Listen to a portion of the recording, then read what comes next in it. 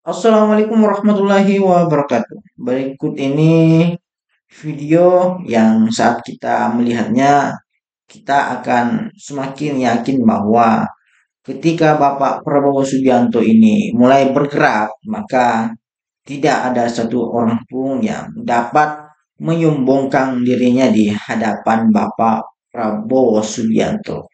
Jadi untuk lebih lengkapnya kita simak video berikut ini.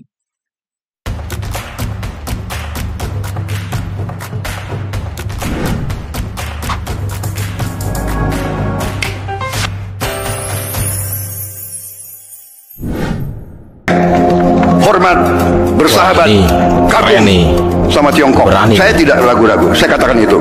Tapi saya hormat juga sama Amerika. Ini menyala nih, menyala. I like United States, right? We all like United States, benar nggak? Ini alasan Our future is great. Pak Prabowo. Boleh mereka perang, kita jangan perang, benar nggak? Iya kan? Karena Kita jangan goblok sebagai bangsa, Berani. benar Iya, nggak? Iya kan? kali. Hah? Iya kan? wah, When they want us nyala nih. untuk ke sini, yes, I respect you, but I cannot join you. I respect you because I'm friends with him also. Ya kan? Jadi we respect Europe, we respect everybody. Itu kelebihan Indonesia. Tradisi kita non-blok. Itu kita terima kasih sama Bung Karno, Bung Hatta, Syahril, pendiri-pendiri kita terima kasih. They were very wise. Ini alasan mengapa pemimpin-pemimpin dunia ingin bertemu dengan beliau. Ya, mungkin ada ketakutan, ada kegelisahan ya. Gimana menurut pendapat kalian? Silahkan komen di bawah. Oke, silakan kasih. komen di bawah. Sejarah baru tahun 2025 untuk pemerintahan Presiden Prabowo Indonesia menang di gugatan WTO atas Uni Eropa.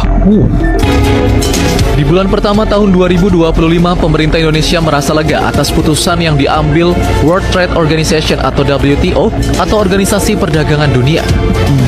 Di mana WTO dalam laporan hasil putusan panel atau panel report secara resmi memutuskan Uni Eropa telah melakukan diskriminasi dengan memberikan perlakuan yang kurang menguntungkan terhadap minyak sawit dan biofuel dari Indonesia. Keputusan tegas WTO ini menjelaskan bahwa diskriminasi terhadap minyak sawit Indonesia tersebut terbukti setelah Uni Eropa membandingkan dengan produk serupa yang berasal dari negaranya, rapeseed dan bunga matahari. Bunga matahari, sampai begitu ah. Selain itu, WTO juga menyebutkan Uni Eropa telah membedakan perlakuan dan memberikan keuntungan lebih kepada produk sejenis yang diimpor dari negara lain seperti kedelai. Sementara itu, berdasarkan peraturan WTO, jika tidak ada keberatan dari para pihak yang bersengketa, panel report akan diadopsi dalam kurun waktu 20 hingga 60 hari setelah disirkulasikan kepada anggota WTO.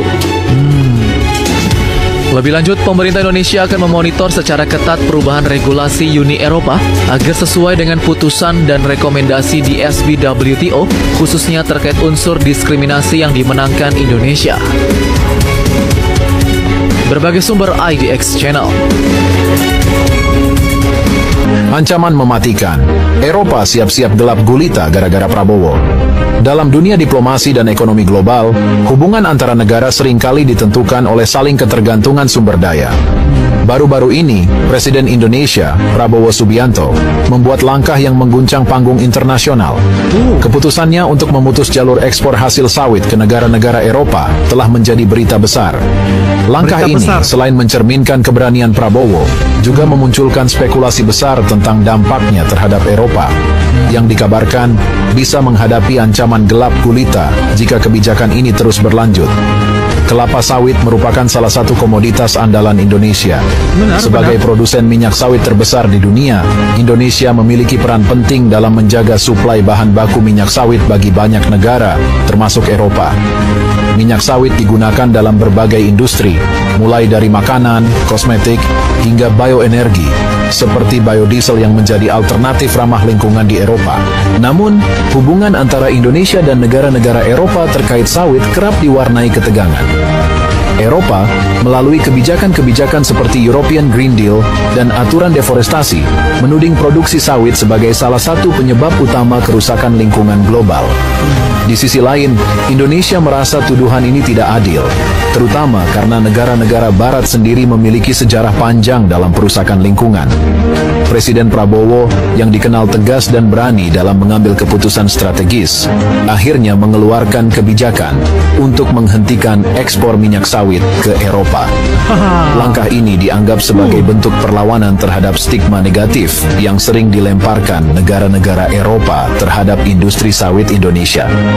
Jika mereka tidak menghargai dan terus memojokkan kita, maka kita akan tunjukkan bahwa dunia tidak bisa bertahan tanpa sawit Indonesia, ujar Prabowo dalam pidato resminya.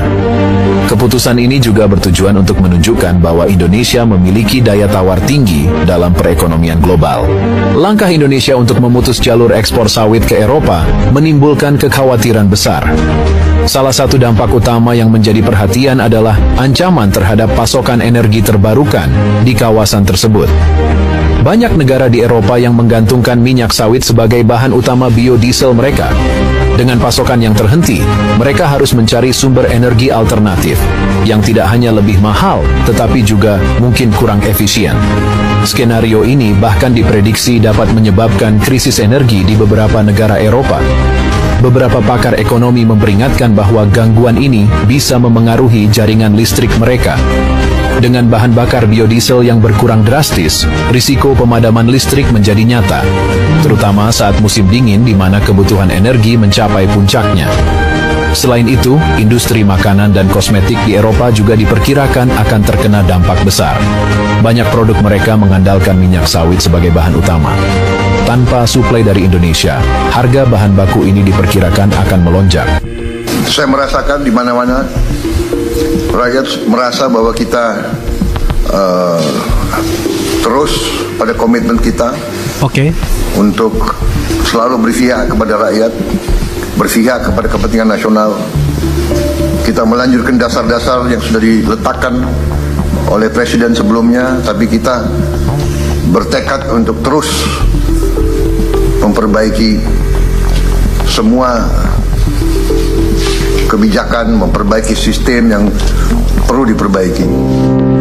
Oke, kebijakan semua sistem perlu diperbaiki, bilang Pak Prabowo.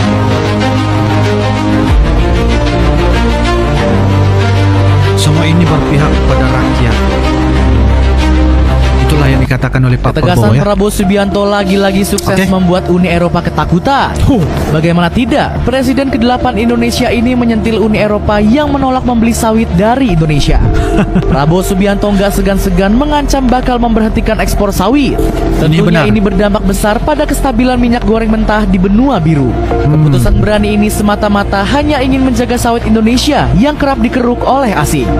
Penasaran kisahnya seperti apa? Seperti apa? Ceritaku sampai selesai. Oke. Saudara-saudara sekalian, kita harus ingat bahwa kekuasaan itu adalah milik rakyat.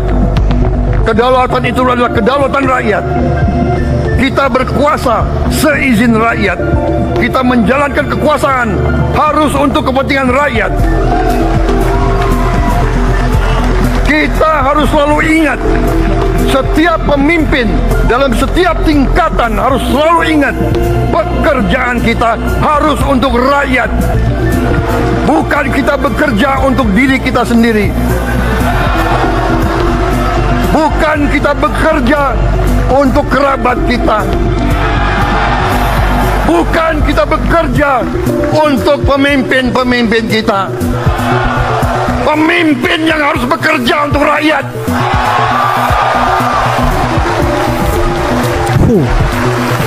Merinding ucapan pidato Pak Prabowo, guys. Sekalian, kita harus mengerti selalu, sadar selalu bahwa bangsa yang merdeka adalah bangsa di mana rakyatnya merdeka. Oke. Rakyat harus bebas dari ketakutan, bebas dari kemiskinan, bebas dari kelaparan, bebas dari kebodohan, bebas dari penindasan, bebas dari penderitaan. dablek itu. Monyet-monyet, maling-maling itu dablek. Hah? Maling?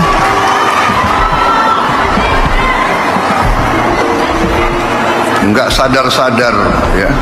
Oke. Tapi percayalah, kami tidak akan ragu-ragu membela kepentingan rakyat Indonesia. Kami tidak ragu-ragu.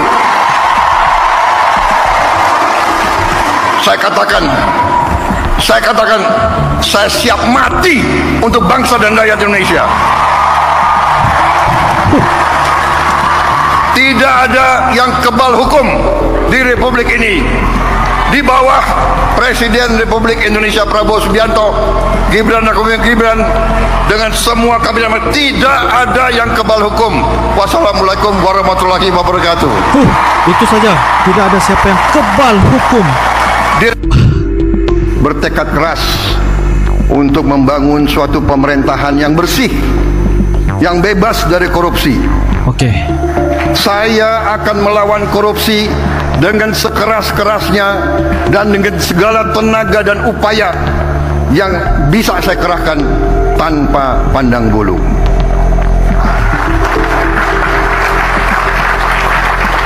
Prinsip yang sama akan menjadi fondasi dalam pengelolaan dan antara Indonesia.